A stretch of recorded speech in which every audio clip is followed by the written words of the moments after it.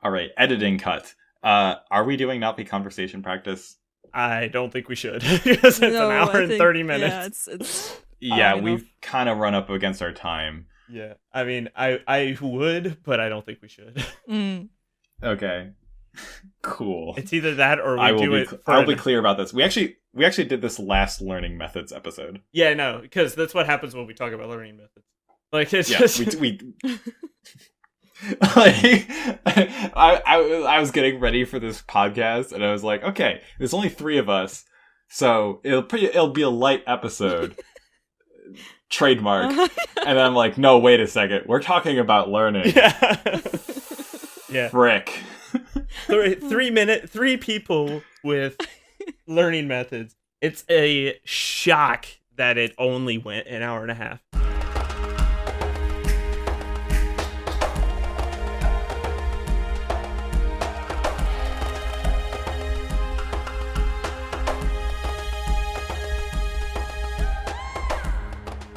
Ngaytxoa, welcome to the Eana Mokri podcast.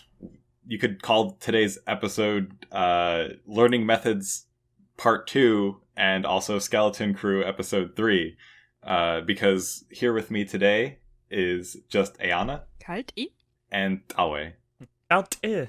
And I am Pamerik. How are y'all doing? I feel like I never ask how you guys are doing. Yeah, you're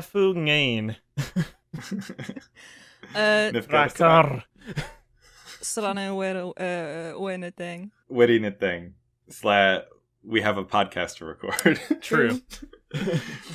All right, so before we get into the learning goodness, we have some space news with Tawe, a returning fan favorite segment, of course. All right, so something pretty amazing happened very, very recently. Tell me this thing. Well, it happened last year, but what's happening now is we're getting the data from it. So literally a year ago this month, Voyager 2 entered interstellar space, becoming only the second spacecraft that's ever done that in the history of humanity. New Horizons is well on its way to doing that, but it's going to be a while. Yeah, that one's traveling a lot faster. Yeah, that one's traveling pretty darn fast. I mean, Voyager 2's traveling fast too. Right. Voyager 1 left our solar system in 2012, and Voyager 2 left in November. Or I guess it left the heliosphere, but I'm going to get into what exactly that is to be more specific.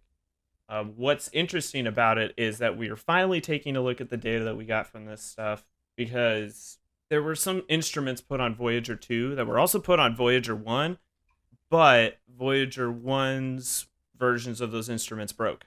Oh. And unfortunately, we cannot go and get it to repair it. Yeah, you can't exactly send a repair crew. Yeah, it's moving a little too fast. Yeah, not yet.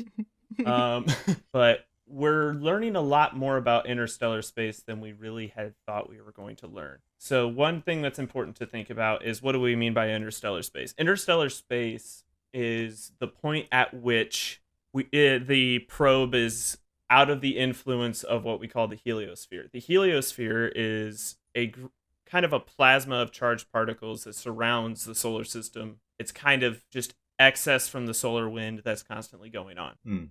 Very helpful thing, because as it turns out, that heliosphere blocks a lot of charged particles from entering the solar system, and specifically things like gamma rays, which is a very high energy light and is very detrimental to life existing. Yes. May I ask a tangent question here? Mm-hmm. How does the heliosphere come to be? Like, is it due to magnetism, like our atmosphere, or? Effectively, yeah. The sun has its own magnetic field, and from my understanding, the heliosphere is kind of held in place from that magnetic field. Neat. Now, according to what we got from the original Voyager, the heliosphere is 11 billion miles from the sun, which is literally astronomical number. It was an unintentional pun, but I'm gonna. Yeah, I was gonna say that didn't seem intentional, which added to the delight. Exactly. So we got within. Well, let me be more specific. Voyager 2 is just reaching that point. It crossed what we call the heliopause. The heliopause is just the boundary of that heliosphere. Mm-hmm. On the other side, what we found is that the interstellar medium, so this is just space between stars, is at least 54,000 degrees Fahrenheit. What? Huh? What's heating it?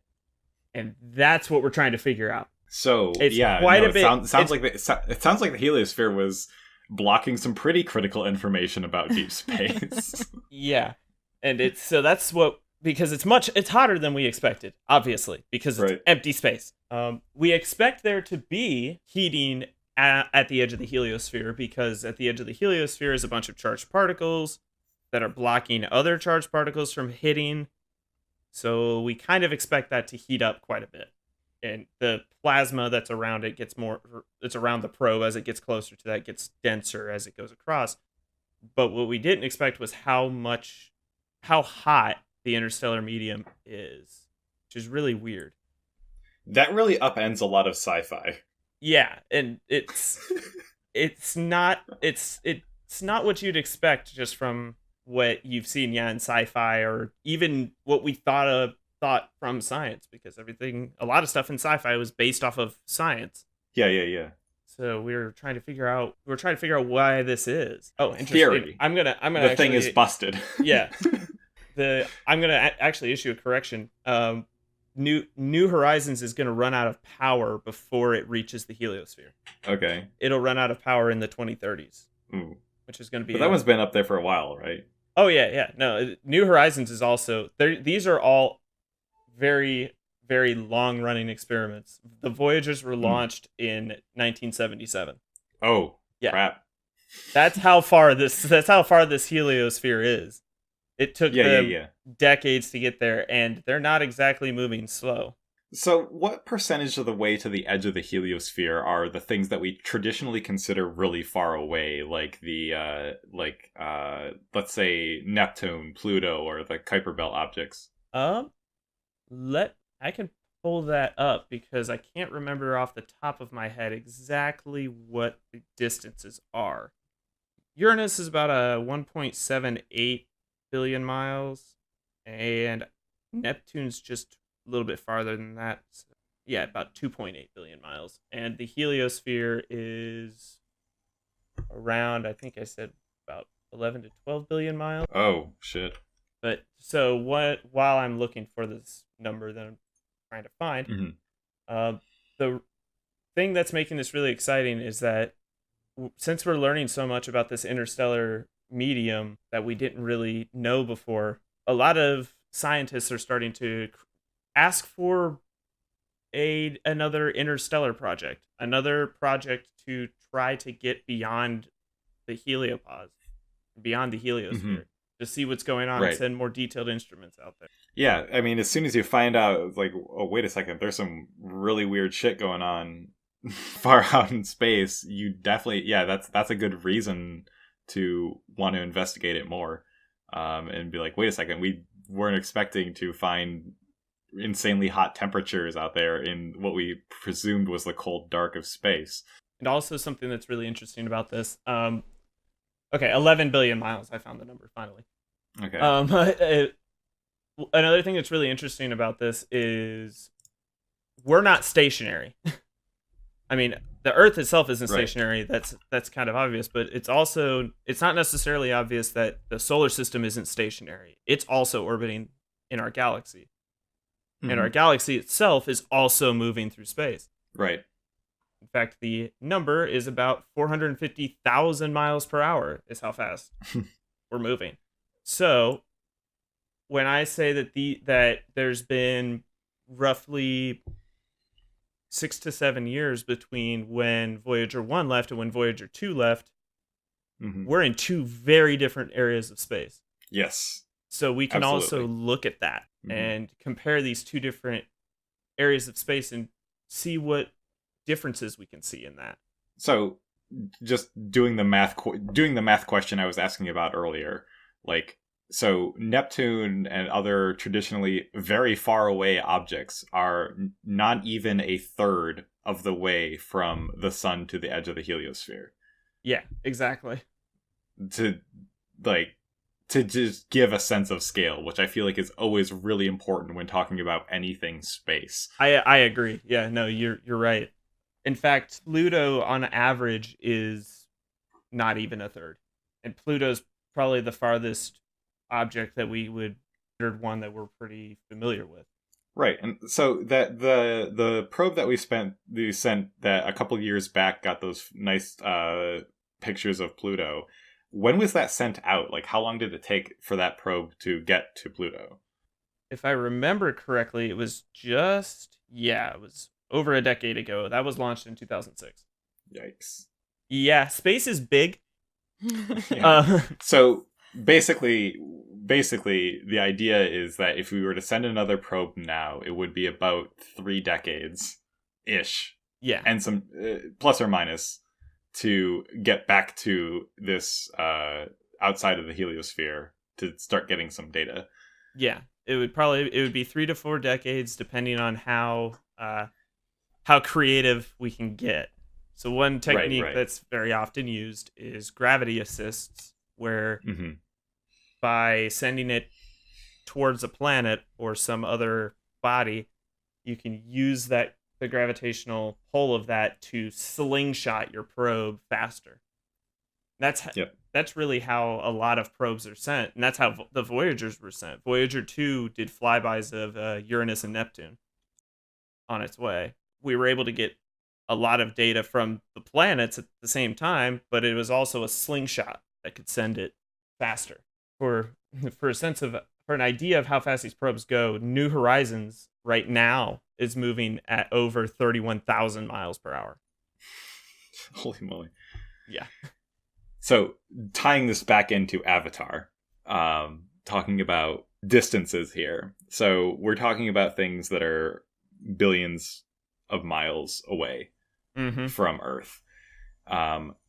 For comparison, Alpha Centauri, this system where the events of Avatar allegedly take place, is 25 trillion miles away.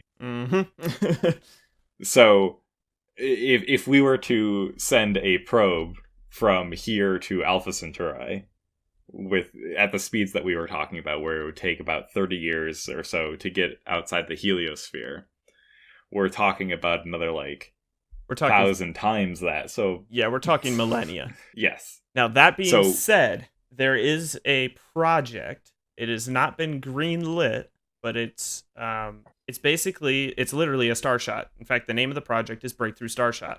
And the concept is build a ton of microprobes, these things that are microscopic in size, launch them all into space, and literally hit them with a really big laser.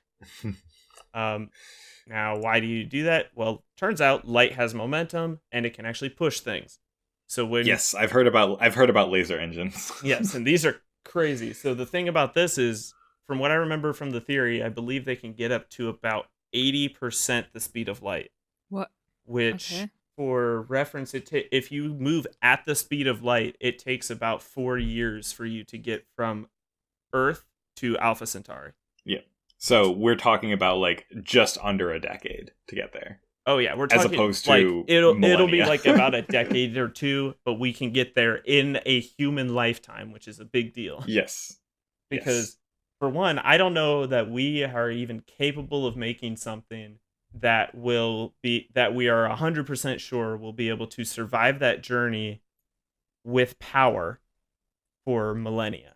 Because not even nuclear reactors will last that long. Yep. But with something like Breakthrough Starshot, you don't really have to worry about that, because even if a probe or two gets destroyed, you sent thousands. So just by pure chance, you'd hope one of them makes it. Right. And then there's the matter of even just communicating back. Let's say they do send anything back to us. It's going to be another 5 years. You thought lag in games was bad. Yeah, imagine if your ping was 5 years. Yeah. I mean, there's ping of minutes between communicating with the Mars rovers. There's always a really tense few minutes when a Mars probe first undergoes its landing sequence, because it's already the event's already happened. The probe either landed safely or crashed into a million pieces.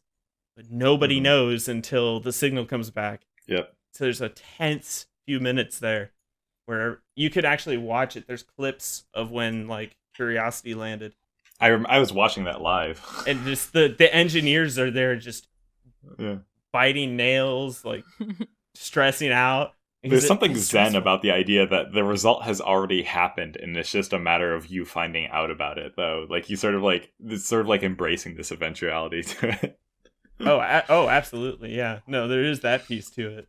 Relativity is an annoying thing. Well, that is fascinating. I had not heard anything about that until just now. So same. It's very interesting, especially for, and I'm going to use the word when, humans become an interstellar species, because we need to know what's out there. We need to know how to shield ourselves from space, because space is not a friendly place. We did not evolve to maneuver in space. Nope, not at all. The only thing we've evolved to do is figure out how to make it so we can live places we shouldn't. And we're really, really good at that. So we'll see how that works out over the next few years. See what happens. Absolutely. Too many numbers. Mine just gone blank. My bad. Right, well, we'll talk about things that don't involve numbers. Oh, then. Nice. I'm used to staring at numbers all day. Sorry. So with the space news out of the way, we're going to move on to the main segment of today's episode, where we're going to talk about how to get started learning learnna'vi. This is obviously something that a lot of people who come to our community ask about. They're like, it can all seem so overwhelming at first, but we're here to sort of ease the process and give those who are interested in picking up learnna'vi a good starting point and things to keep in mind. All of us have been learning the language for varying amounts of time. Eana's been here for, I believe, 9 years. Yeah. And I've been here about 2.5-ish. And then Awe, I believe you're about a year younger than me, about a year and a half. Yep. Almost. I'll cool. be 2 years in April or early May. March, actually. March 22nd you joined. Ooh, yeah. Oh, no, you're right. I forgot so, you keep that. I used to keep that. I actually can't keep track of that anymore because I hit Discord's invisible limit on user notes. Aw. I know, right? It's a disappointment. I don't want to like make a spreadsheet or anything. So. But anyway, so yeah, we've all been learning for various amounts of time. We've all had different journeys in the process of learning, but we've all also helped people pick up the language. So we sort of know what we're talking about. So with that, I'm going to just start with an open-ended discussion here. What did you first do when you started learning learnna'vi? And we'll start with Eana. Not knowing what I was doing, I was just going at it, basically. Back then, we didn't have voice chat or anything, so I just had to depend on the forum and everything that went on there. And so I just, I don't know, dived into topics and started reading stuff and trying to translate stuff and asking questions here and there about anything I couldn't figure out myself or had problems understanding with. So I relied on the help of others pretty early on, and quite a lot. I imagine I was quite a nuisance. No. See, no, that gets to that's a great talking point. So first of all, everybody has learned from somebody else. Mm-hmm. True. That's the thing, is we all acquire information about this language from others who have come before us. I'm sure there was somebody who learned learnna'vi for the first time from nothing, but even then I remember it was a very collaborative effort, even in the Wild West days.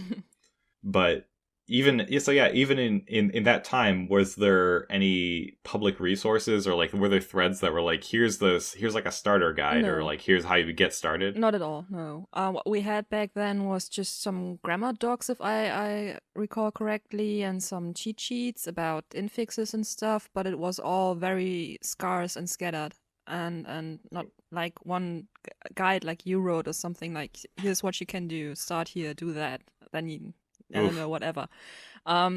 So it was pretty chaotic back then, to be honest. But with the help of others, again, you just I don't know, pieced this stuff together and just gobbled up everything about Navi you could get your hands on, basically.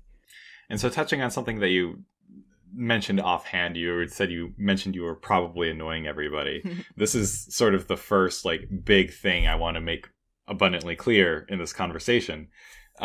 Everybody who speaks leNa'vi, everyone who has learned the language before and knows anything about it, loves this.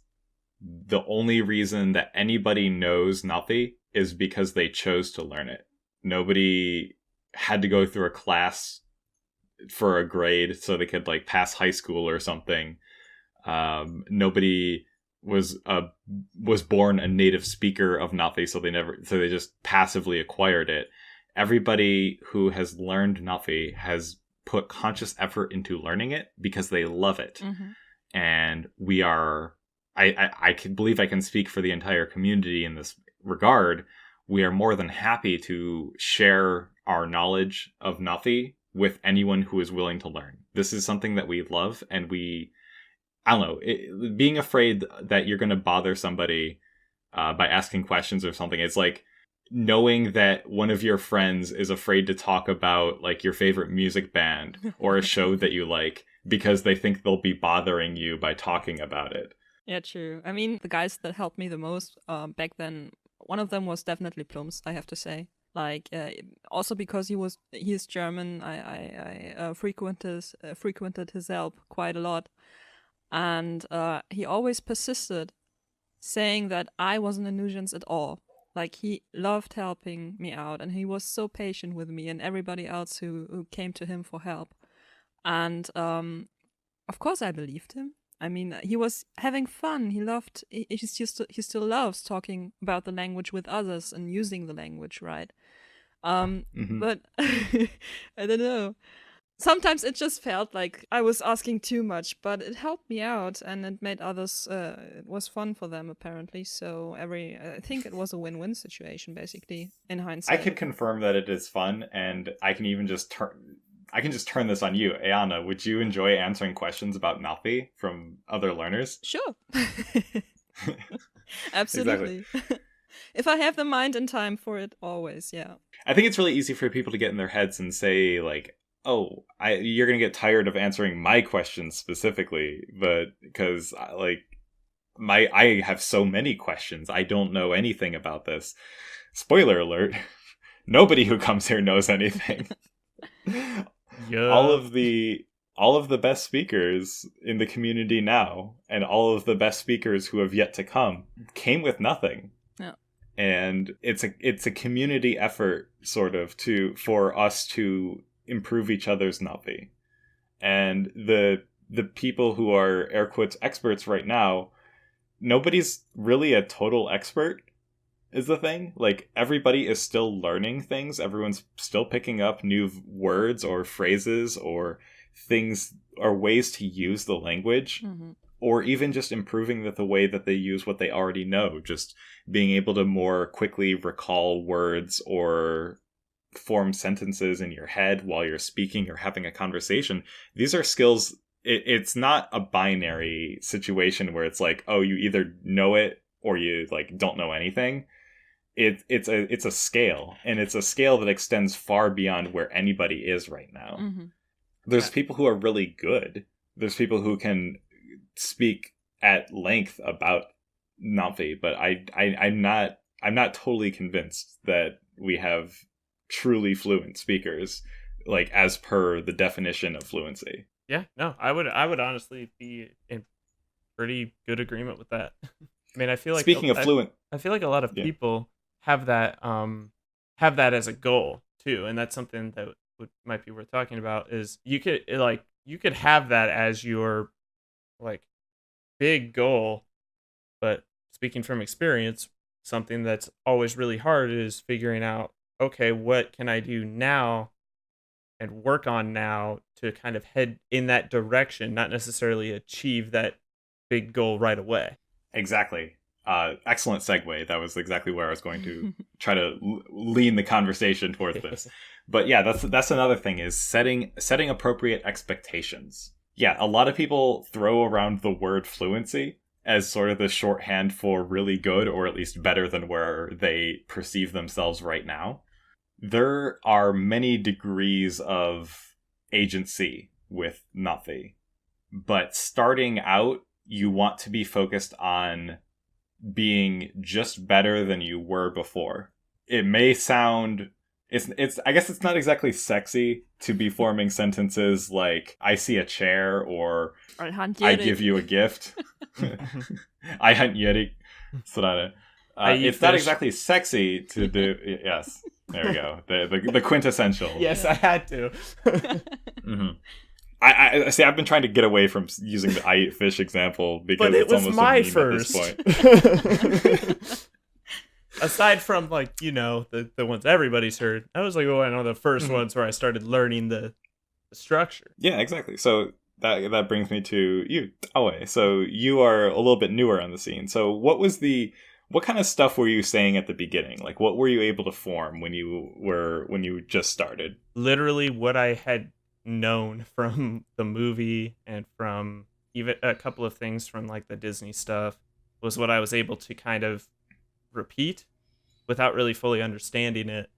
And then as I moved forward and started looking into some of the resources, including yours. It's okay. It started to make a lot more sense how things were structured and where these sentences were coming from. Mm-hmm. Because I think pretty much everybody who comes in it will know the phrase "well ngati kame." Everybody, because they've heard it from the movie.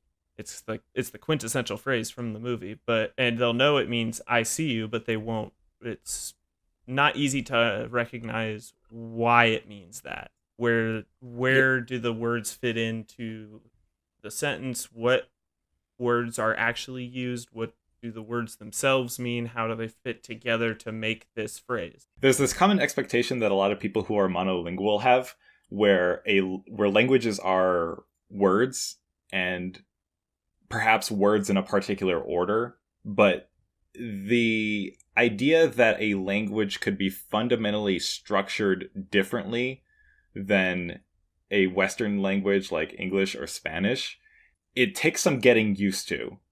And learnna'vi, I'm not going to say that learnna'vi is easy to learn, but the ease of learning learnna'vi, once you understand how it is structured, or like the differences in how it is structured between English and learnna'vi, I would say then it becomes easy to build on. Yeah, compared to other languages. Mm-hmm.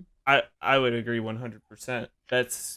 That's the approach that I was kind of guided into as I came in, and it's the one that I still teach with today because in my opinion, that's the best way to teach it, such that it becomes less, I know these phrases, and more, I know the skeleton on what these phrases are built.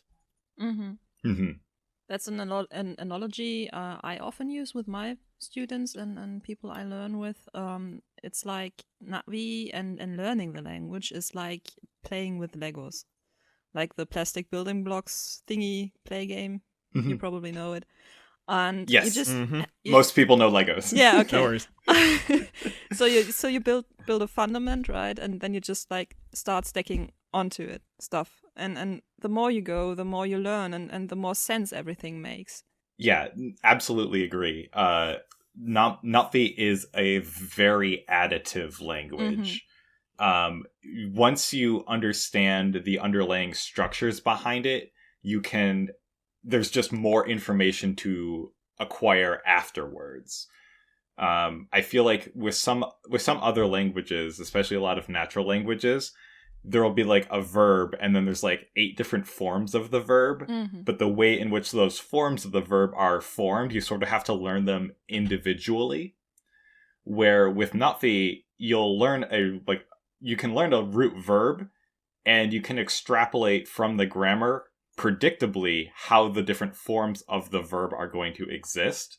So you don't have to like learn those individually. Like it's not an n squared problem where you have an idea that then spirals out into additional complexity. Once you understand the structures and systems of learnna'vi, you can apply those to any word that gets thrown your way. Or if you see a word that you don't understand, you will at least understand the context in which it was used. And you can sort of reverse engineer what possible meanings it might have, or make a fairly good educated guess before you actually even look up the word. A lot of people, myself included, will somewhat downplay the importance of memorizing a bunch of vocabulary up front. And this often confuses people who come from that background of like, I'm just here to learn the words and then put together learnna'vi sentences using learnna'vi words.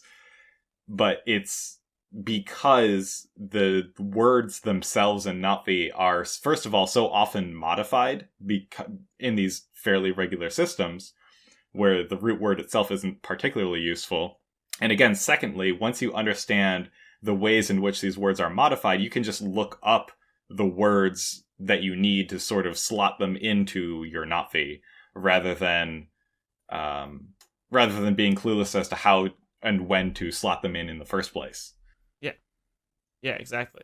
So speaking to my learning journey, when I first started about 2.5 years ago, spoiler, learnna'vi as a second language that didn't exist.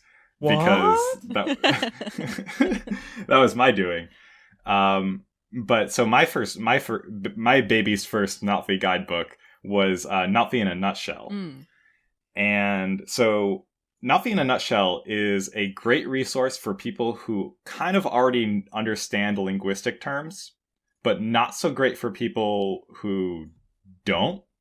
So a lot of my using of learnna'vi in a nutshell was actually just looking up what a lot of like the linguistic terminology they used meant. Like I was doing a lot of Google searches for like linguistic terms, not learnna'vi anything, just trying to understand what the guidebook was communicating to me. But something that it did that I appreciated was it show a little bit, intentionally or not, that learnna'vi is there's a lot of consistent systems to learnna'vi. Like anytime you want to modify, like let's say you want to use an adjective, like there's a consistent series of steps you can follow for any adjective to use it in a sentence or like apply it to describing a noun. You add a on the side that points to the noun, and then if there's already an a or a le on that side, then you can ignore it, and then it must be placed to left or right. Like these series of rules and steps you can follow to produce correct learnna'vi employ something that game developers refer to as systems literacy. So thinking to a very typical video game example of like a 2D Mario game, the first thing that you have to learn how to do in that game is jump. And Mario's jump is an amazing tool because it can be used for a lot of different things. The jump will simultaneously get you over obstacles, it'll let you interact with brick blocks, and is also your vehicle by which you defeat enemies with. And as you play the game, you very quickly learn all the different applications for what your jump can do, and from there the game levels can show you different problems that give you different ways to interact with the concept of moving and jumping. So building onto that, when you're learning a language like a system, if you're given these tools where you're like, okay, I know I can use adjectives in this way, or I know that if I need to communicate that the doer of there's a verb and that there's some noun that's doing that verb, here's the steps that I can do to do that. This gives you agency, or the feeling of being in control, or feeling like you know how to tackle a problem and you can take the initiative yourself. And this is what I lacked in my other languages before heading to learnna'vi. So I took 3 years of Japanese in high school, and I was really good at making variations of the stock phrases that we learned, but I was awful at producing my own Japanese. If I didn't have the phrasal structure already in place to like substitute a couple of words, I was I was SOL. Like, I couldn't produce Na'vi. Or not Na'vi, Japanese. The thing that ultimately made Na'vi work was I achieved agency. I felt like I could solve these problems because I understood the systems that I need to use to produce Na'vi of my own, rather than trying to take someone else's work, like a stock phrase, and then like substituting a word. Mm-hmm. And then with that agency comes practice. And so here's the part where all the old fogies yell at all the newbies to practice more. Right? Well, yeah, but practice makes perfect. I mean, how are you supposed to get better if you don't practice? Yeah, I mean, it's honestly true. But I think I think a good thing to mention is don't practice in a way that's not meaningful to you. Like, what I mean by that is, if you find a particular way of practicing not helpful or not engaging, then just don't do it. Because you want to practice in a way that makes it engaging and fun for you to do. Some people really enjoy translating songs, for example. Some people like to write short stories. Some people just like to have conversations. Some people just like to get a random word and come up with a sentence that way. It's important to come up with a way to practice that is kind of your own personal way to practice. Yes. Because practicing in a way that you are intrinsically motivated to do, because reminder and spoiler alert, this is a hobby. Yep. Don't make it a chore. Exactly. Making it a chore is the quickest way to make it no longer fun. Mm-hmm. Exactly. And on the subject of meaningful practice, yes to use it in a way that's engaging to you, but don't always use it in ways that are totally comfortable. Yes. So there's an acronym I really enjoy Guts. that learning takes guts, and that stands for getting uncomfortable to succeed. Yes, and that is a good point. If you imagine a circle that represents your ability right now, if you are not doing things outside of that circle of your comfort zone, you're never going to grow. You're only ever going to stay within your comfort zone of what you know, and you might get faster at recalling certain things, but you're not going to expand your ability. So you need to be very careful. Like, biting off more than you can chew will absolutely frustrate you. Like, a lot of people will join and they'll be like, I want to translate these song lyrics. I'm like, that's really ambitious and I respect your gumption, but you're probably going to get very frustrated very quickly if this is the first thing that you do. So if you take your sort of like your starting point of more or less not knowing anything, you might know a couple of stock phrases from the film or what have you, start producing Na'vi however is enjoyable to you, but start in like small segments. Maybe don't take on the full lyrics of Freebird, but maybe try a line from that song, or like take a line that seems grammatically simple to you, or like a simple, like what seems simple. Maybe you'll discover that something's more complicated, and that's also a learning moment. But like, maybe not the entire lyrics, but try a sentence. And then once you're more comfortable with sentences, once you've done the work to understand, like, oh, this is what goes into making a sentence, then you can try multiple sentences, which leads to a paragraph, or then like full lengths of lyrics. And from there on, you can write your Na'vi book or whatever. But if you join and your expectation is, I'm going to be a fluent master of Na'vi and I'm going to write a book, it's like, you're not going to be able to do that week one. Yeah, that's gonna and take you're going some time to burn out and get frustrated if you try to do that week one. Yeah, one helpful practice thing that I like to use at the beginning is translating some quotes from like influential people. Quotes are great. Like they're absolutely perfect for this kind of thing because they tend to be short. They tend to be short, like single sentences. Mm-hmm. And since a good quote is very memorable, they also tend to be very short. So it's a really good jump off point. I think another great thing about quotes is it lets you translate the meaning, not the words, sooner rather than later. That too. That's a good segue to have there. That's a big one that we talk about a lot as teachers. Yeah, elaborate, Matawe.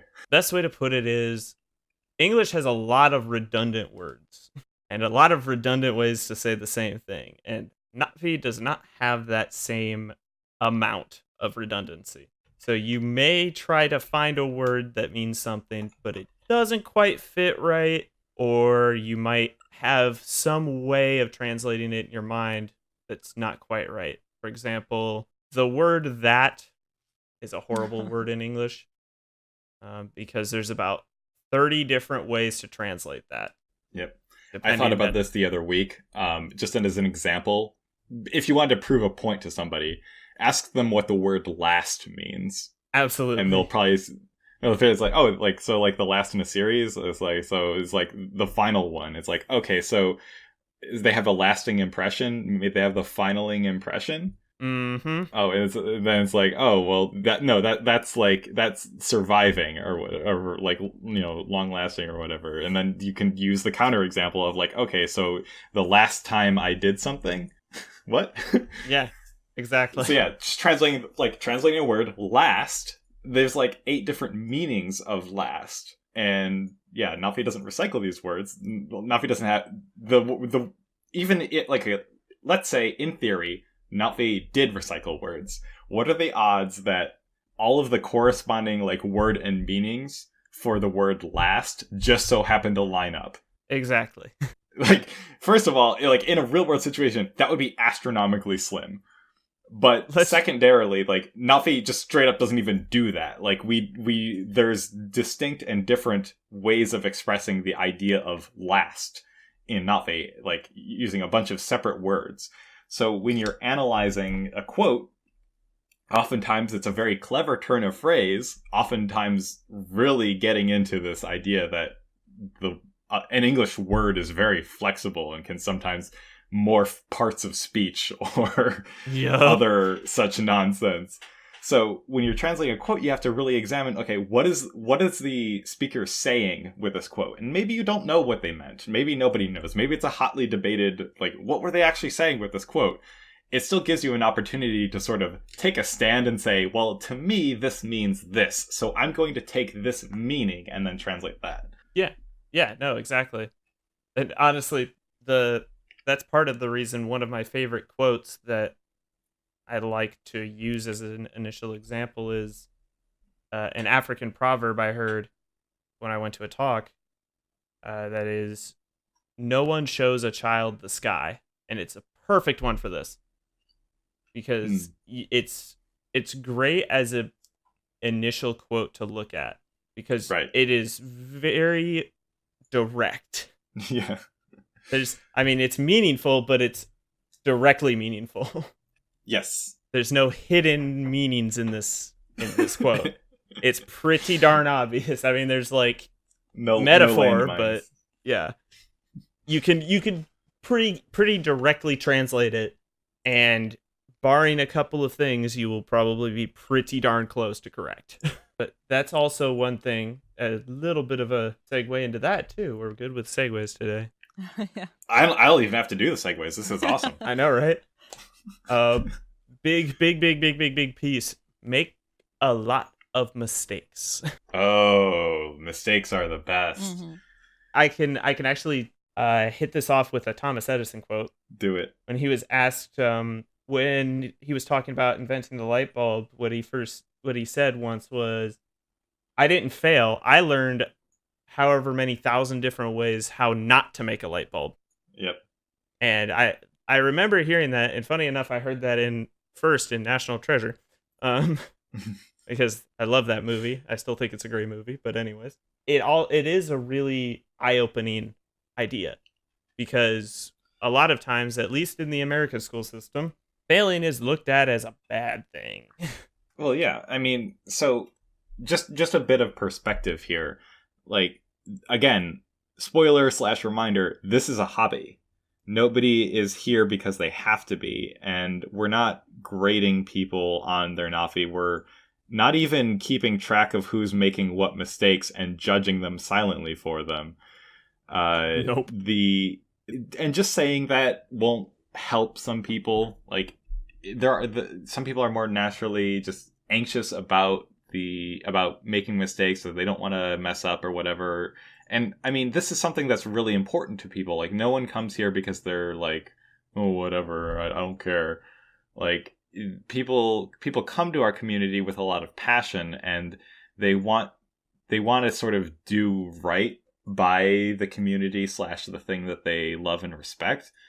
But part of the journey is messing up a lot. I mean, even if you look to the film Avatar itself, for examples, how many times did Jake screw up in the training montage before he finally got it right? It's not because Jake is a tremendous idiot and everyone, like, thought poorly of him for... Okay, I guess maybe they did think poorly. Maybe that's not the best example. But he did learn. Yeah. So here I'm going to sell you on the idea of completely screwing up repeatedly when you start learning Na'vi. So when you make a mistake, the people who have been around this community long enough to know how to explain something have probably seen the mistake you made before. Like, I mean, we will periodically get surprised by, like, thought processes that go into things, but eventually we can figure out, like, where was the assumption? What little nugget of information are they just lacking here? Bestow that nugget of information, and now you get to have a personalized example of, like, how to do this thing. You get a correct version of Na'vi coming out of it, and you get to learn from that moment. And, like, it gets to be a laser focused learning opportunity when you make a mistake. Exactly. Like, when I'm writing Na'vi as a second language, I'm casting as wide of a net as I possibly can. I'm trying to provide examples or explanations that work for what I hope is as many people as possible. But I'm not always going to land... Nando's going to land the explanation. Not everything's going to make sense for everybody. And again, speaking to my game developer background, I can't count the number of times I've been watching people playtest my games and, like, miss something in the tutorial and not get it, and I'm just sitting there internally screaming. Like, they're just missing this one piece of information, but I can't tell them because this is a playtest, and, like, this is just important for me to, like, learn from that. But that's the thing is, like, I without that unique perspective that learner / player offered, that was a learning opportunity for me. I would have never otherwise found that. And for every mistake that somebody makes, there's 3 other people watching who would have made the same mistake and get to learn from the opportunity that you created with your example. At least 3 others. And that's not shining a spotlight on you and saying, look at this screw up over here.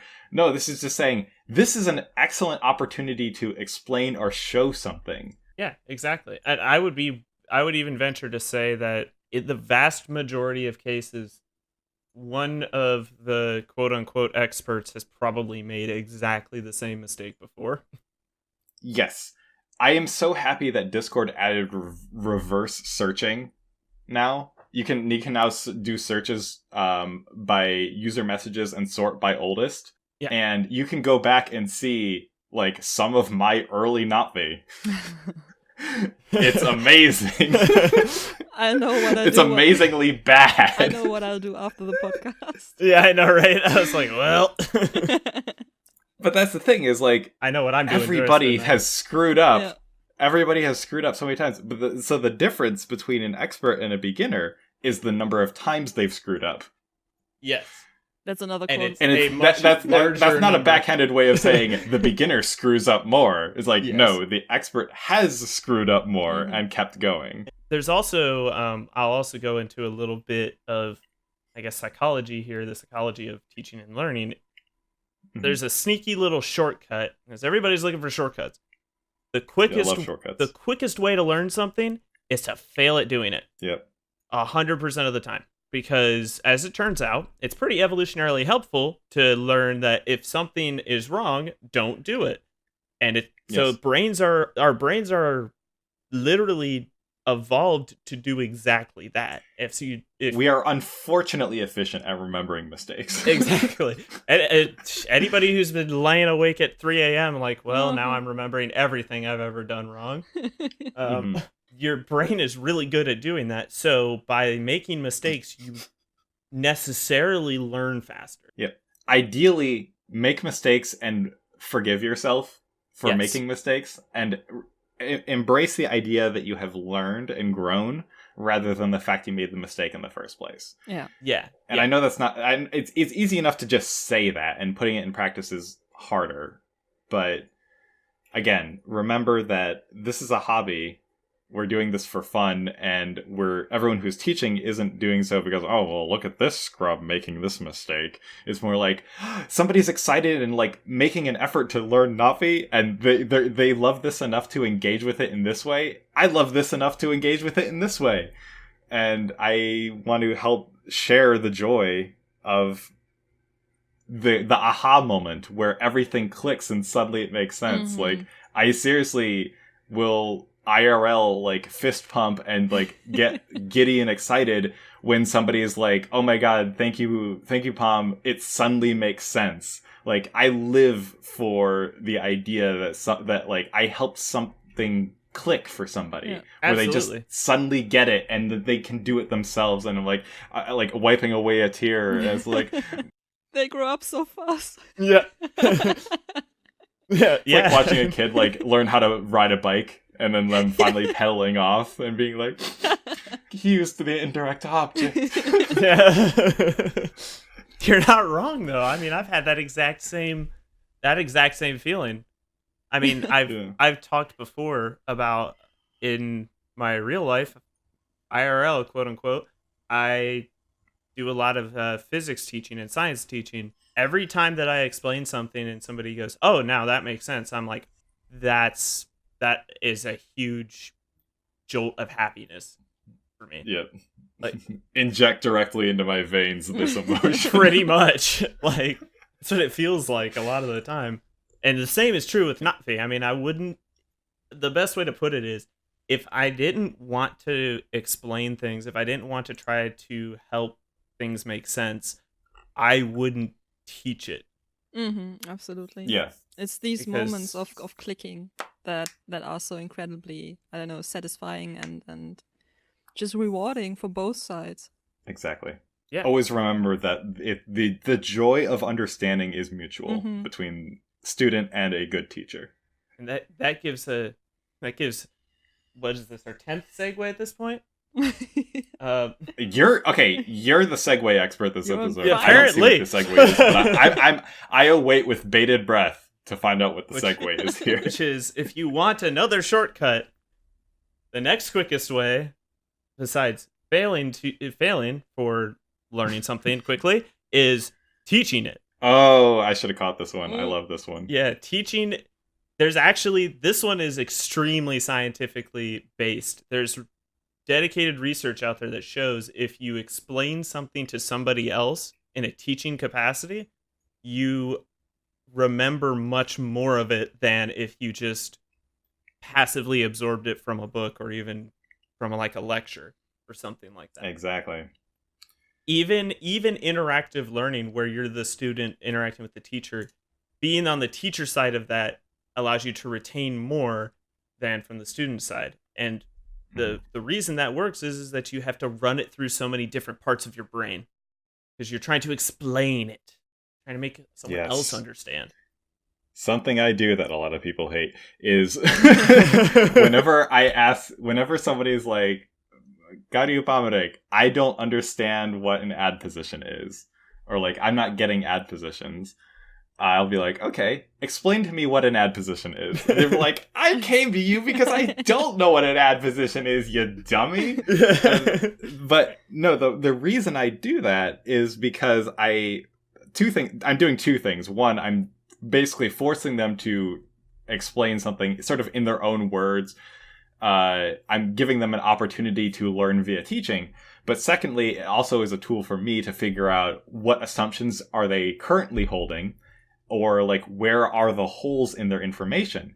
And so this is how I, honest to God, learned when I started. I started teaching learnna'vi about 2 weeks after I joined, not because I'm good or smart or anything, but because it was an opportunity for me to figure out what I don't know. Because if I was in a lesson, like trying to explain something to somebody, and I didn't know how to explain something or answer a question, that like making a mistake, that gave me a laser focused example of something I can improve on, or what to do next. Because that so often is the question for experts and beginners alike. What do I do next? Where do I go next? What do I have to learn next? Where do I go from my knowledge base that I have to continue growing?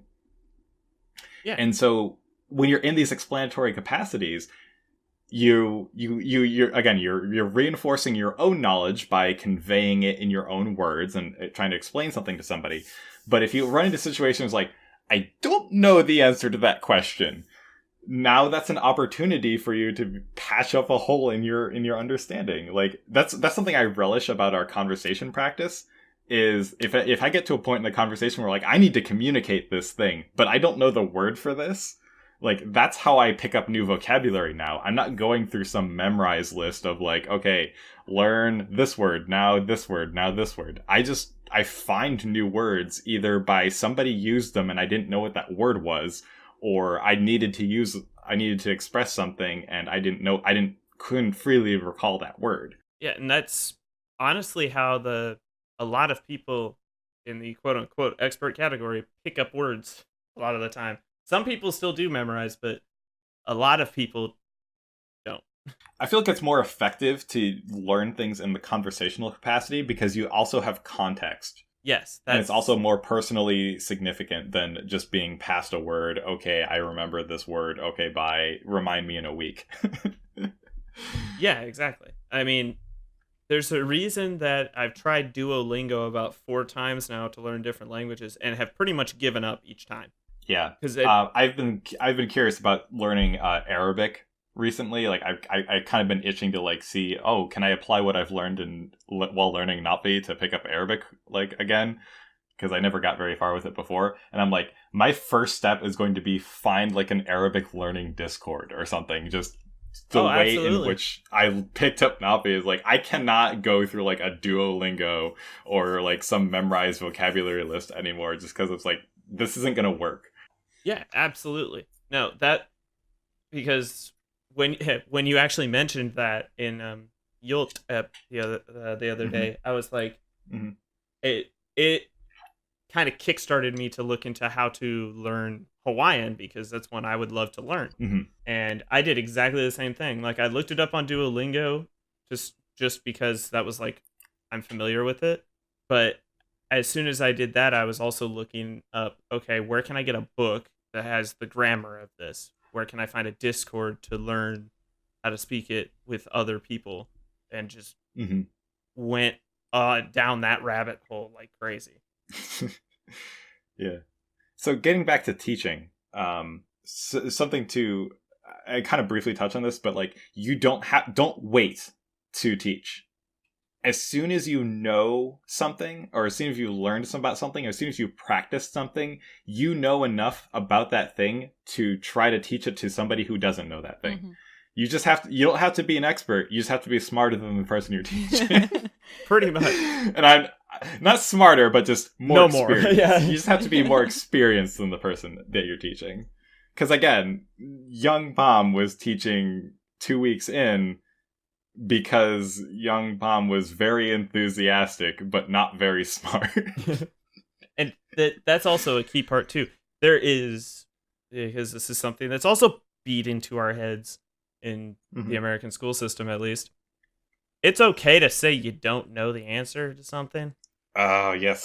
That is okay. As long as you do something with that. Yes. Don't be like, I don't know. Between saying, I don't know, so I'm going to quit. Yeah. Quitting, you will literally never get better by quitting.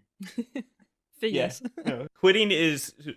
There's a difference between the failing and learning from mistakes we were talking about, and quitting, which is what I would consider permanent failure. Because that's literally what you're doing is you're saying, I'm afraid to say I don't know, or I'm afraid to fail. Therefore, I'm just not even gonna. It's failure without yield. Exactly.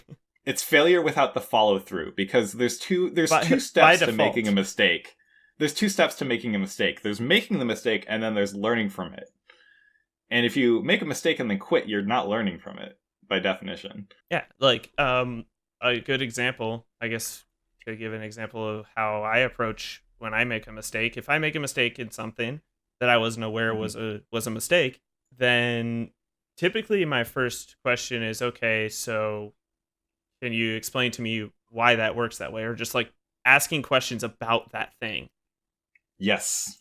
Being like, okay, is there a place that I can read a little bit more about this? Or like, why does it work this way, but not this way? Mm-hmm. And understanding what makes it different is important. That's what I found extremely helpful when I started learning. When I failed, which was the natural thing for it to happen, because I didn't know anything back then. So I made also a lot of mistakes, and every time I did, I just wanted to know why that was a mistake. Like, what can I do to not do it again to become better? Yeah, asking follow-up questions is so important. Like, if somebody makes a mistake, or like even if I explain something, and if the response is like some flavor of K, or like basically smiling and nodding as the response, then like I almost get a little skeptical. I'm like, I don't know if they should be this comfortable with my explanation without like asking a follow-up question or something. Like, I'm almost like, are they did that work? Yeah. Or so yeah, even when you've made a mistake or whatever, or you've even received an explanation, like if you can yes and that question and be like, oh, okay, that makes sense, so I'm gonna apply what you just said with like a counter example. Is like, oh, okay, so that's how that case ending works. So an example would be this, and then you make an attempt to use it, and you will either, yes, that is how you use it, confirmed. That will help the teacher feel better and be like, okay, yes, no, they get it. And also it'll give you another practice opportunity. And if you don't get it correct, then you can figure out where the misunderstanding is and clear that up, and then repeat the process. Because there's absolutely nothing wrong with making mistakes. We've said a lot of phrases that a lot of people would consider very trite or tired. Yeah. Like, everybody makes mistakes and stuff. But, like, I really want to emphasize, I get that it's super trite sounding. Yeah. That it sounds so stereotypical to be like, oh, everybody makes mistakes. This is stuff that you've heard your entire life to the point where you've almost tuned it out. But I really urge people who feel like they're like stuck, or like they're like, I don't know if I can do this, or like I don't know where to go.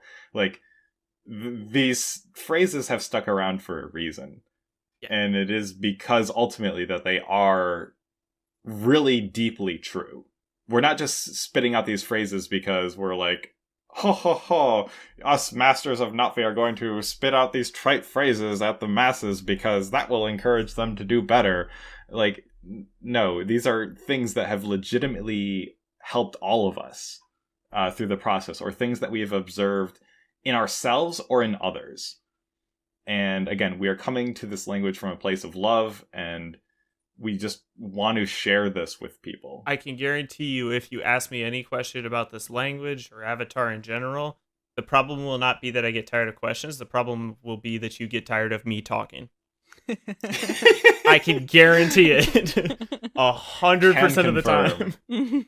Can confirm. I have to work very hard to so I do some of my work on Discord, which is a problem because if I ever during work accidentally like tab over to the learnna'vi community and I see that there's a question being asked, like I want to just drop everything and just answer and gush about this language, but my work needs to get done too. Yeah.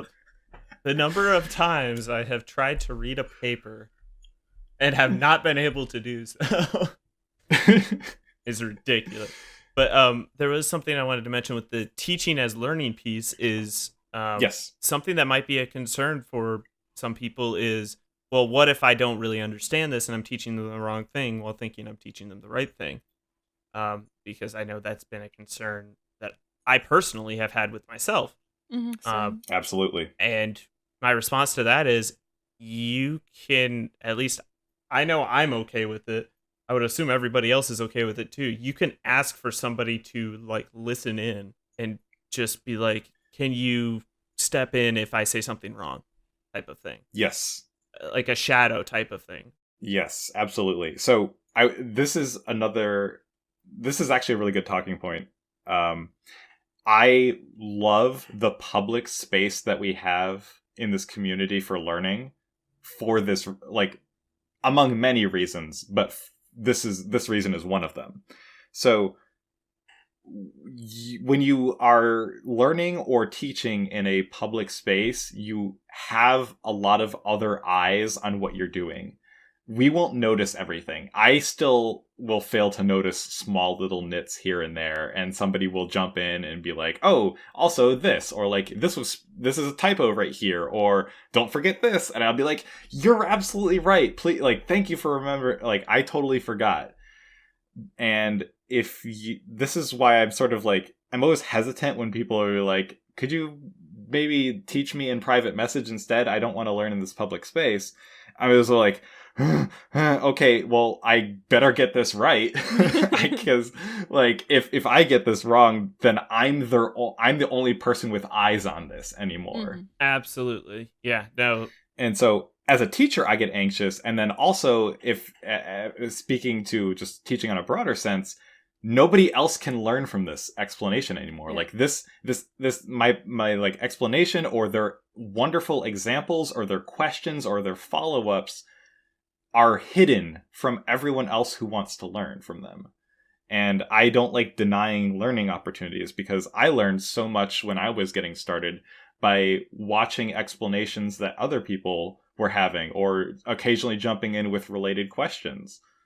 I love the public space for this reason, because like anybody can jump in and offer help or different perspectives or different explanations, because again, one person's explanation will not work for everybody.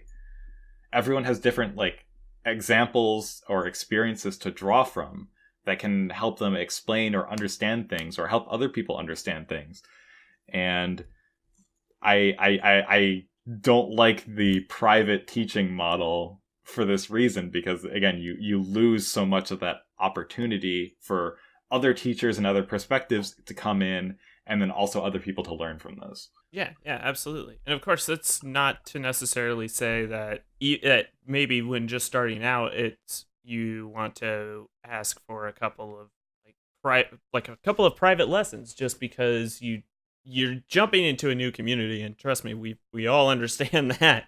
Yeah. We all literally did that. And at least from my end, I don't mind, especially if you're just coming in, if you ask for a couple of them, but I definitely tend to push back towards public spaces following that. Once we've talked about a couple of like the earlier stuff, so that you can learn in that space too. Exactly. Yeah, and I don't mind answering questions when they're sent to me via private message. Usually because they are of the nature of like, what's a case ending? And then it's like, okay, well, I can't possibly mess this one up. But it's like, okay, I'll provide an answer, but then I'll say, and also this is a public space, is a great opportunity for this. Like, it's a great way to learn. You can also do this in the future. But again, different people do different things. Some people are, as Awe alluded to, more comfortable with private tutoring or like sort of one-on-one. But just some food for thought, if you aren't having some level of paralyzing anxiety about speaking in a public chat room with a bunch of people who love the same thing that you do, then try learning in some of the more public environments and conversation practices. Absolutely. And even one thing that's really helpful, especially when starting out, because it's what I did, is taking some of these conversations, because conversations in Na'viFya happen from time to time. This place. Yep. taking some of the things said in these text conversations and trying to translate them can be very, very, very helpful, especially since you're seeing it, one, in the context of a conversation, and two, you're seeing it from other people. Yeah, I'm sure Eana can speak to this definitely from the forum days. Absolutely, yeah. The only advantage to the forum back then was, though, that the conversation happened a lot slower than on the Discord. Naturally, because it's a chat. But even so, you can still like scroll back up and pick this sentence or something you want to translate and just go at your own pace. Like no one is pushing you to go faster than you should or could. Yeah, and to jump off of that, no, there isn't a person in this community that would be upset with you if you were trying to have a conversation in learnna'vi, you're not quite following because it's moving too fast, and you ask them to slow down. Nobody should get mad about that. Absolutely. Yeah. I know I won't. Yeah. I couldn't even possibly count the amount of times people in the German study group Lerngruppe have asked someone to repeat something or to go a bit slower. Like it's every lesson, it happens like 3 or 5 times or even more. And that's totally fine. Then you just repeat what you just said, and if you have to go again a bit slower, you just do that until the other person understands what you said. And yeah. Absolutely. One of the first phrases I love teaching people is ivong. That one exactly. Please repeat. Yeah. That one became a really, really rapid incorporation into my vocab. Yeah. Because there's no point in pretending like you're following along if you're not. Because that doesn't help anyone. Yeah, pretending to understand, or because you don't want to like inconvenience somebody. Yeah, pretending there isn't a problem won't make the problem not exist. Yeah, absolutely. Exactly. That's a good way of putting it. Best to not sweep it under a rug, and I can also say that I know it won't necessarily hit on the subconscious level, like you, even though we've said probably 50 times at this point, make a lot of mistakes. Nobody's judging all of this stuff. Probably still is hard to hit on a subconscious level, and you still tend to have that fight or flight response pretty easily, because I still do from time to time, and it's frustrating and annoying. But maybe just knowing that is helpful, knowing that I've been doing this for a year and a half, almost 2 years, and I still have this anxious reaction.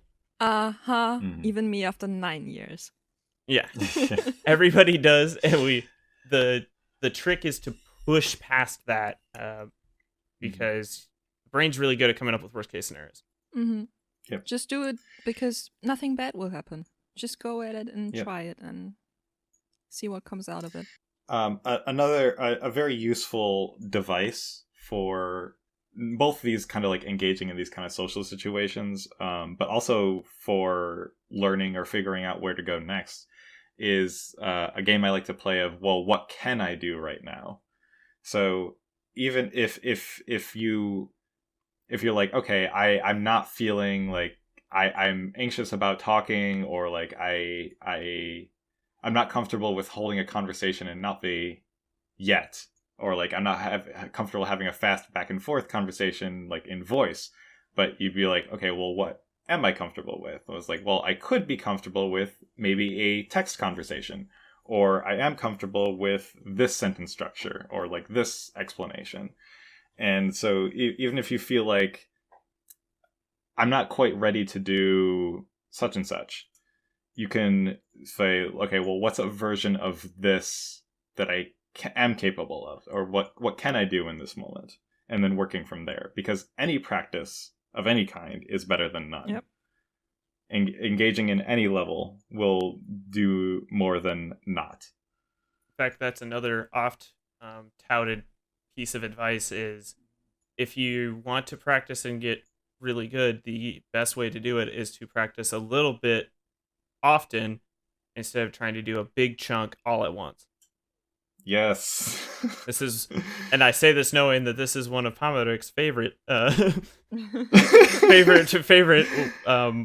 talking points. I will try to not talk for 10 minutes on this, but there is science and experience to back up the idea that if you have 5 minutes every single day for a week, that you just set aside time to practice, you're going to progress more than somebody who invests 2 hours once per week. Consistency will always beat volume. Mm-hmm. And until the point at which volume becomes its own consistency, because it's like a 100% on kind of thing. But at that point, again, it's really the consistency that's doing it, not the volume.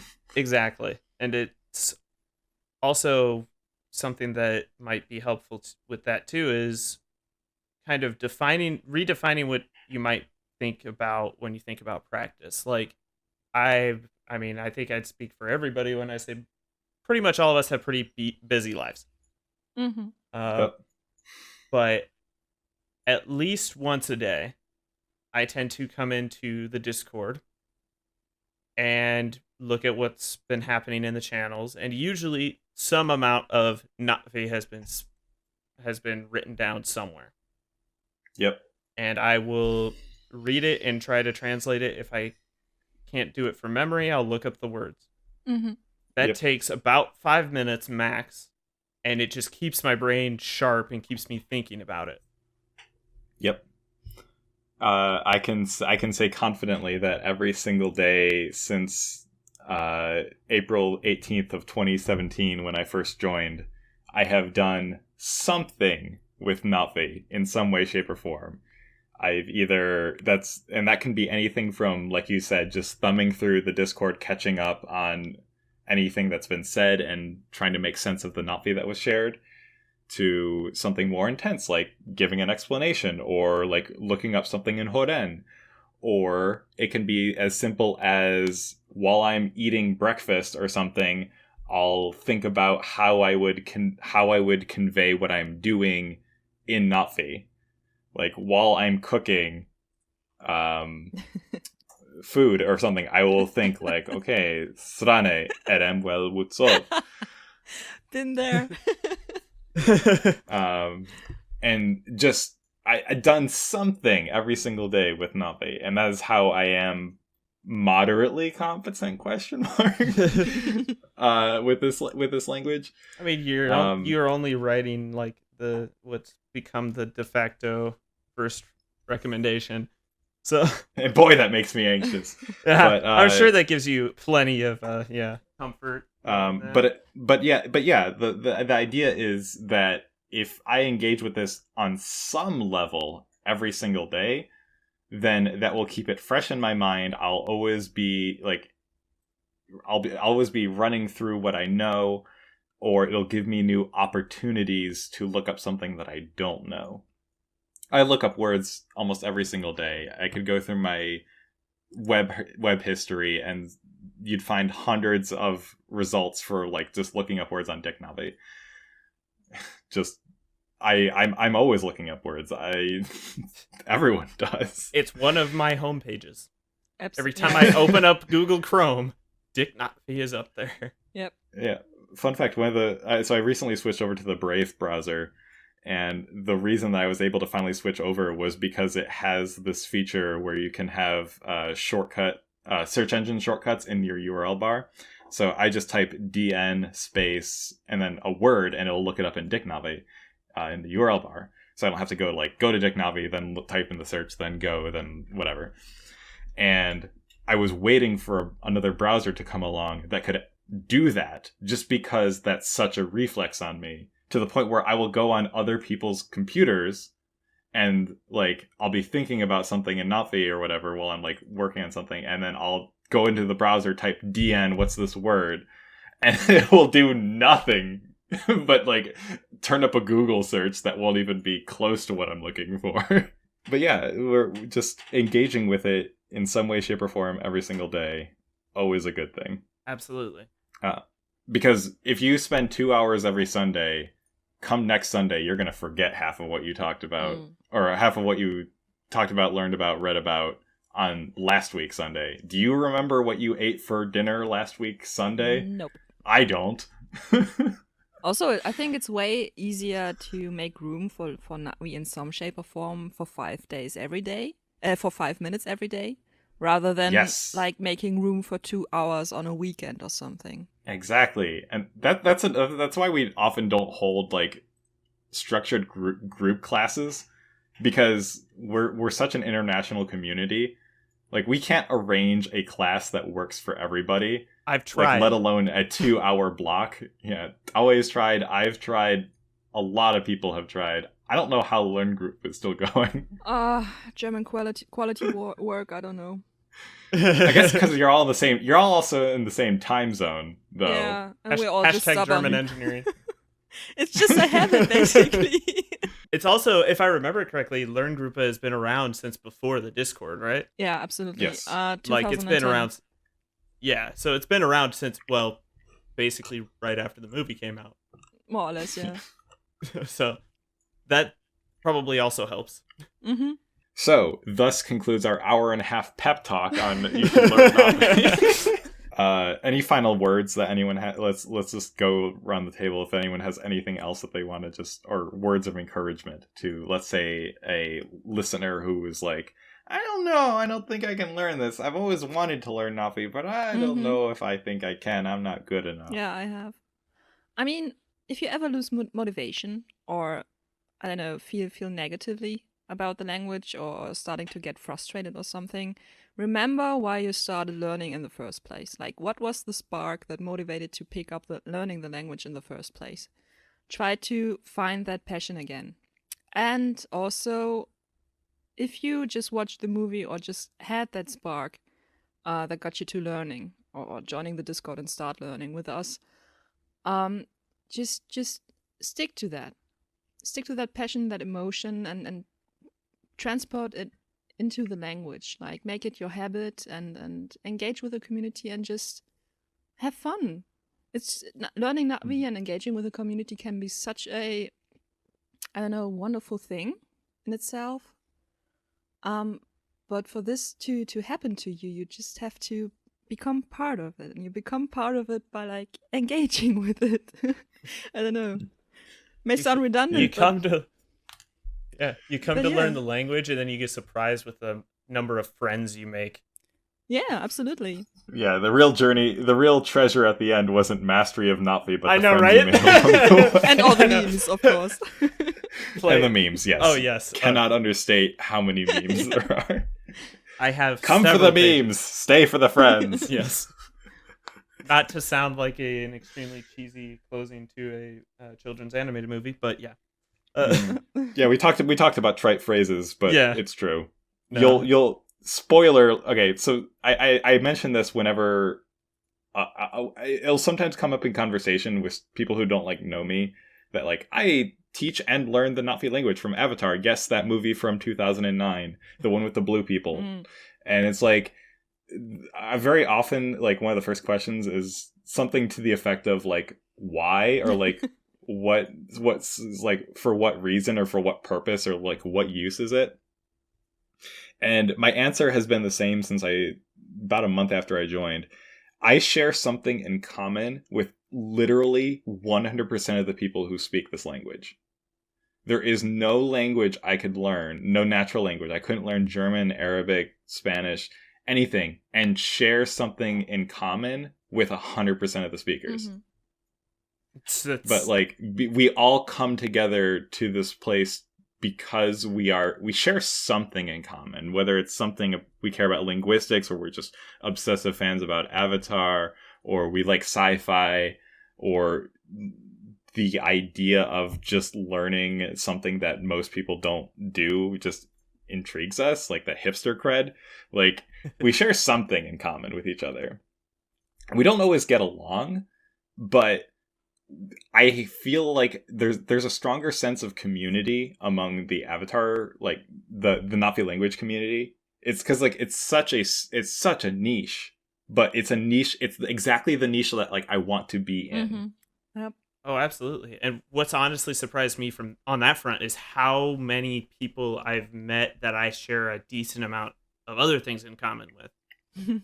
Yep. Just from that. So if you're listening to this podcast, there's a good chance that you'll fit in with the learnna'vi community. Yeah. Also, my other like final like note or whatever is it's okay to not learn Na'vi. Absolutely. Like, if you get into this and you realize like I'm not finding joy in this, or like this is just frustrating to me. First of all, you're still allowed in the learnna'vi community. Yeah. We're just a bunch of Avatar fans that just so happen to be learning Na'vi, but it's okay to not be a learner, and it's okay to not learn this because, again, this is a hobby. Do this because it's fun, and like keep it fun. Mm-hmm. Absolutely. But if it starts becoming detrimental, if it starts like, you know, causing you problems or grief or whatever, like, gosh, don't. Yeah. No, the only thing that I personally like talking about more than or on equal footing with the language itself is just Avatar in general. There's been instances that people have asked questions about lore or some aspect of the world, and I have written paragraph-long responses to something that was probably answerable in a sentence. Yep. Because I'm like, yeah, this is how this works, but it also leads to this other really cool thing and this other really cool thing. Before I know it, the Discord character limit's getting in my way, and you know you found your community if you've ever rub up against the Discord character limit. Yup. And that's not an uncommon thing for others to experience too. Yeah. But I guess what I would say to that person from my end would be, if you're still not like convinced, or you want some more info about it, at least for me, I would say you are free to message me or send me Discord messages. Send me, honestly, I don't know if I ever put my email out there, but if you could find it, you can use that too. Because I mean, we talked about an hour and a half about this, so I would hopefully imagine that everybody's we've got a lot of stuff covered, but if there's some other facet of it we didn't cover that you're curious about, I'd say leave a comment. Hashtag like, comment, and subscribe. Ah. Yeah, yeah. If you aren't already subscribed to the Eana Mokri podcast, first of all, I don't know how you found us if you're not already subscribed. The second of all, please do, because we do our best to put out these episodes regularly. If I can edit them in a month. But also, we do this because we love the language, so we love talking about it. And it's just a hobby. Yep, it's a hobby. I want a version of that SpongeBob meme, but like a Na'vi, and then it's a hobby instead of imagination. Yes, please. I know what I'm doing with the rest of my night now.